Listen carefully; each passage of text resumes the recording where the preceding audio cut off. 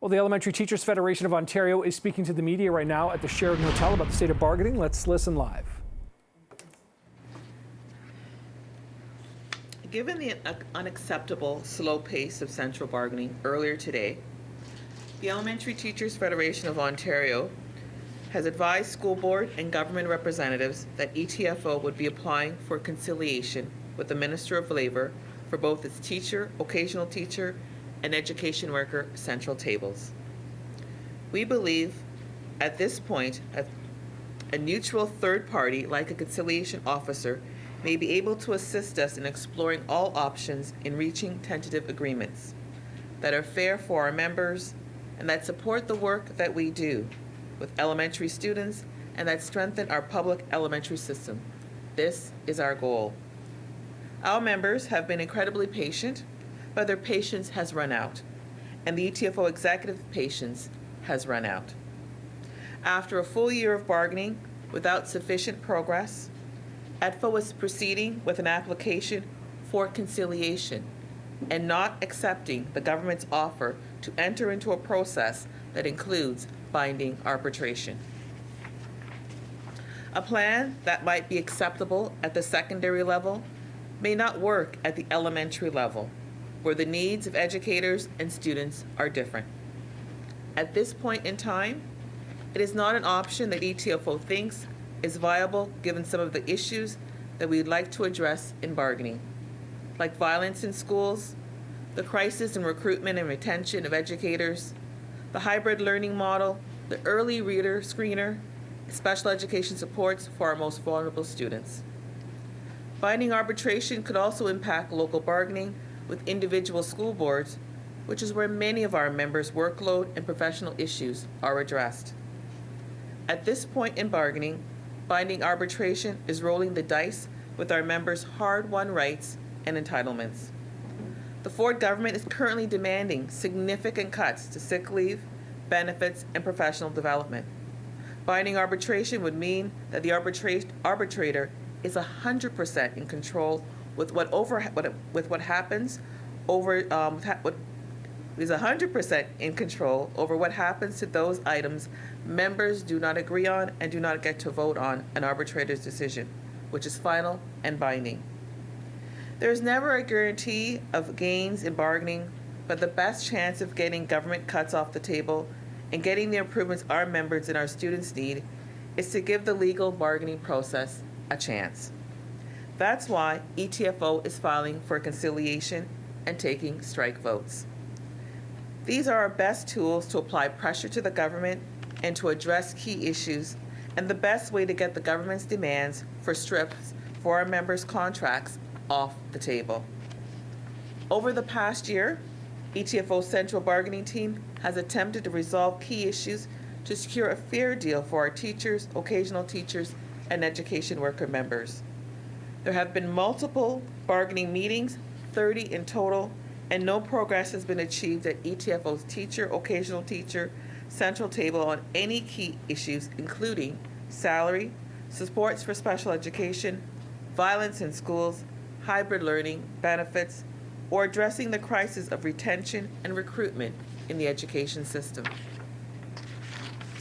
While ETFO was initially able to make some significant progress at its education worker table, bargaining at this table has been stalled for months.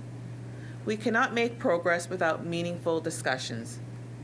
Minister Lecce's offer to meet every day is a hollow soundbite, much like its government's so-called historic investments in public education that results in cuts. Put simply, their words are political smoke and mirrors. You can be present at the bargaining table forever, but if you aren't prepared to offer anything or move off your positions or even have an actual discussion, being at the table won't magically result in a deal. ETFO is committed to being present for meaningful discussions and genuine negotiations done in good faith. We're committed to reaching fair agreements for our 83,000 members. We are recognized for their excellence through fair compensation and working conditions that enable them and students to thrive. We are committed to standing by Ontario students and to protecting public education.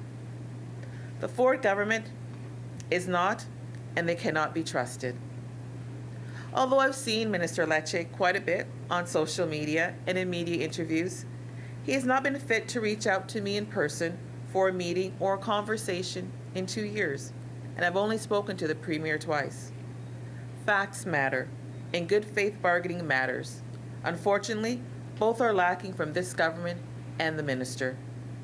ETFO has been clear at the bargaining table about what is needed to achieve for our members and students, and we've been met with indifference and a lack of meaningful engagement. ETFO members will be in school in September, and they want to continue to be in schools without disruption. That's why we are trying to get help from a conciliation officer who can hopefully get this government to show flexibility and put in the work that's necessary to reach a fair deal. ETFO's goal is to reach fair central agreements for its members, so we are optimistic that the conciliation process will be successful. The ball is in the province's court. The Ford government must take bargaining seriously and negotiate fairly.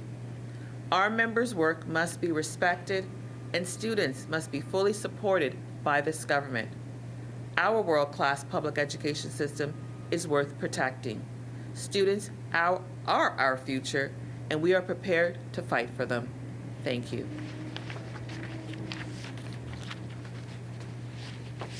I'll now take any questions.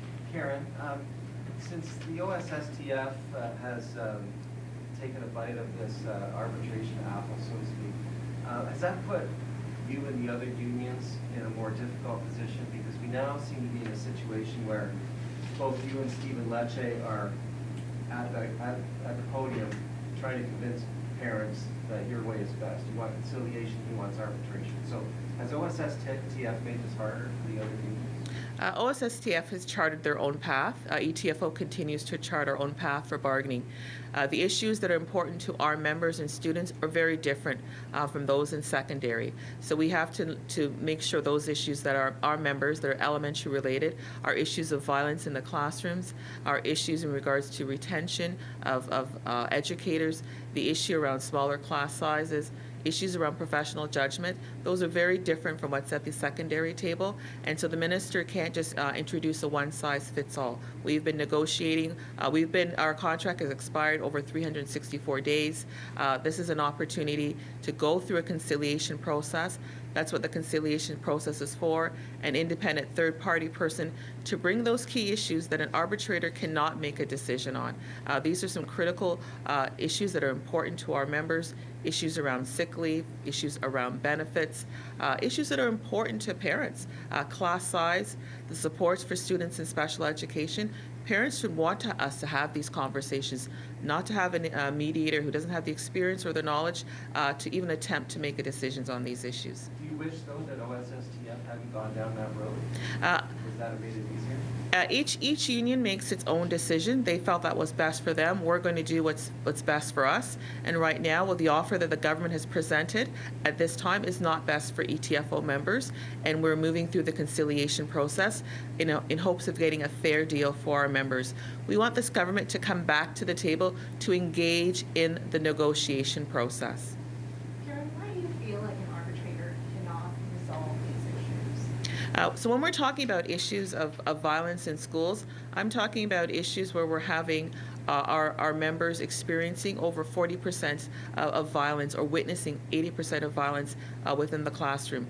So parents, that means your children or your grandchildren, your nephew or nieces are experiencing that. An arbitrator cannot address those concerns. When we're talking about classrooms being collapsed because of a violent student, an arbitrator does not have the experience of the system and cannot make a decision on these critical learning conditions and working conditions for our members. Our students are experiencing this, our members are experiencing this. An arbitrator cannot resolve those issues. When we're talking about issues of a screener that's there in regards to supporting students, we're all about supporting students. But how about the training that our members are going to need, the feedback, what's going to be implemented, and the resources that are going to be put in place to support these vulnerable students. An arbitrator is not going to say, this is the amount of special needs students that you're going to have, this is the amount of special education. We need to have those conversations about what the screening tool is going to look like and the supports for these students. They're not going to be just sitting in this classroom having been screened and not getting those supports. Those discussions need to occur at the table. Karen, when is the ETFO going to be in a position to strike? What needs to happen, or what will happen between now and then that will determine whether or not there is a strike? At this particular point in time, we have filed for we're going to be filing for conciliation, going through that process. But as I mentioned earlier, our members, we're going to be engaging in strike votes. We are going to be having meetings across this province. We're going to be continuing to meet with our local leaders, having discussions outlining what is happening at the bargaining table, that their working conditions are not going to be changed for our members going through an arbitration process, that there's some key issues, and that an arbitration process, an arbitrator is a sole independent person that will make a decision. They will have no ability to vote on it. They don't like the decision of the arbitrator. So we need to be able to get the things on the table that they need. So we'll be going across the province throughout mid-September to October, engaging our members to engage in this strike vote so that we can apply the pressure to this government, so that we can really meet the needs of our members and our students, that they need to invest in public education, take it seriously. They have the resources, they have the knowledge, they need to be at the table to make a difference. It's in their court for the stability that they want. We have provided stability over a year, we're prepared, but we want them to come to the table. When we're talking about issues of teacher retention, and our members are talking about how difficult it is to get a supply teacher, to get someone in there if our members are ill, the conditions where teachers are leaving within their first 5 years. That is why we have a crisis. The conditions are not good, and we need to change that. This arbitration process is not going to address those conditions. Those are key to our members. And our special education students, our most vulnerable students, are suffering, and we need to address what kind of supports to make them thrive and succeed.